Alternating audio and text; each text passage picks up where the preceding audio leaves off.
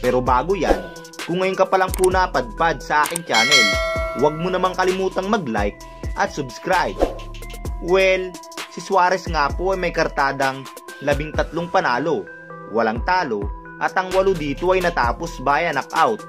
Ngunit hindi nga po nabigyan ng pagkakataon makapagpakitang gilas ang Mexicano. Sa sobrang bangis nga po ng pinakita ni Magsayo, gutom na gutom ito na para bang ayaw tatagal ang laban. Para nga pong bagyong nanalasa si Magsayo.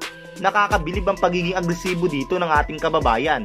Ating nga pong panuuri ng laban mga sir, kung paano bagyuhin ni Magsayo ang Mexicano. Magnifica Magsayo naka-black at ang kanyang kalaban mula Mexico nakaputi, si Suarez. Matangkad talaga to si Suarez. I couldn't see it earlier. Yeah, So you can see the difference now.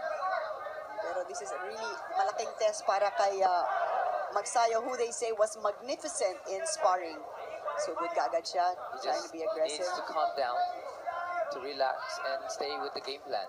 Kasi minsan, makikita mo yung aggressiveness because of the nervousness. Good left-right combination mula kay Magsayo. That tells a good statement early on. Importante yung mga unang landing. Well, it did solidify a good counter straight and a body. Ang ganda ng straight ni Magsayo. Good combination. That was a very good combination from Magsayo. Oh, solid. Did you see that body shot? Wow. It's got the power, huh? I'm very impressed right now. Oh, wow. Very impressed with Magsayo. The way he's feinting. The way he's looking at the opponent. Although, we don't know kasi hindi natin alam kasi yung mga Mexicano mabagal. They're slow starters. Oh, very good left foot again. Oh, solid. Oh, very good.